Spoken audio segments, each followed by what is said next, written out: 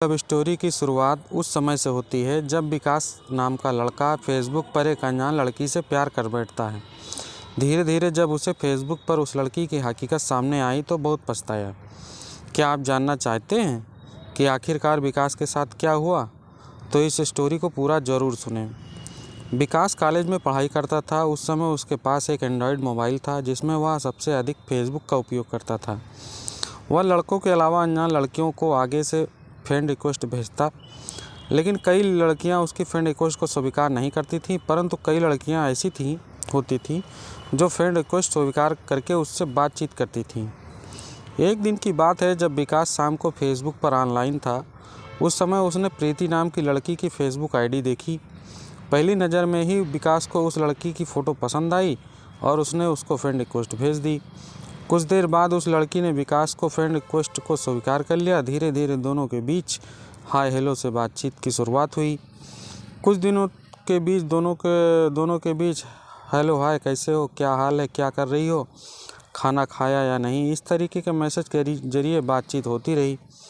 वक्त गुजरने के साथ साथ विकास प्रीति को पसंद करने लग गया। एक दिन विकास ने हिम्मत जुटाकर प्रीति को आई लव यू लिखकर भेज दिया।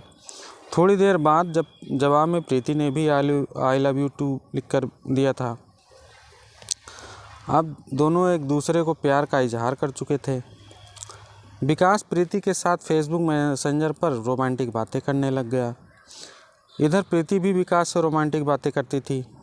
इन दोनों के प्यार को लगभग 6 महीने गुजर गए थे, लेकिन अभी तक दोनों ने एक दूसरे के आमने सामने नहीं देखा। एक दिन विकास ने प्रीति से मिलने के लिए कहा, लेकिन उससे मना कर दिया। लड़की के मना करने के बाद विकास बहुत उदास हुआ और उसने उसके मैसेजों का कुछ दिनों के लिए जवाब देना बंद कर दिया। आखिरकार प्रीति ने विकास से मिलने के लिए हाँ कर दी। दोनों ने मिलने की जगह जवाहरलाल नेहरू पार्क में चुनी थी। विकास ने प्रीति को मिलने बुलाने से पहले मोबाइल नंबर दे दिया था ताकि एक दूसरे को जानने में परेशानी ना हो। अगले दिन विकास अच्छी तरीके से तैयार होकर और बिल्कुल नए कपड़े पहनकर बताई गई जगह पर पहुंच गया। वहां जाने के बाद प्रीति के आने का इंतज़ार करने लगा। कुछ देर बाद प्रीति भी वहां पहुंची, लेकिन जैसे ही विकास ने प्रीति को देखा वह घबरा गया, क्योंकि विकास की उम्र लगभग 20 साल के आसपास थी जबकि प्रीति की उम्र 40 के ऊपर थी। वह लड़की विकास से फ़ोन पर बात करते हुए सामने आ रही थी, तो विकास उसे दूर से ही पहचान गया। अपने से 20 साल बड़ी लड़की को देखकर विकास के होश उड़ गए। जब वह लड़की विकास के पास आकर खड़ी हुई तो विकास ने उससे पूछा कि तुमने अपनी फेसबुक प्रोफाइल में किसी और लड़की की फ़ोटो क्यों लगा रखी है? मुझे नहीं पता था कि तुम उम्र में मुझसे इतनी बड़ी हो। अगर मुझे इस बात का पता होता तो शायद मैं तुमसे बिल्कुल भी प्यार नहीं करता।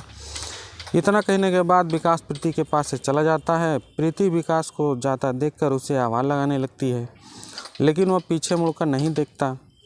तब जाकर विकास को एहसास हुआ कि सोशल मीडिया पर सच्चा प्यार कभी नहीं मिलता है। सच्चा प्यार तो केवल आमने सामने मुलाकात होने पर ही होता है। जब लड़के और लड़की की एक दूसरे से नज़र मिलती है तभी सच्चा प्यार होता है। सोशल मीडिया ऑनलाइन प्यार करने की अच्छी जगह नहीं है। यहाँ लोग एक दूसरे से अपनी सच्चाई छुपाते हैं।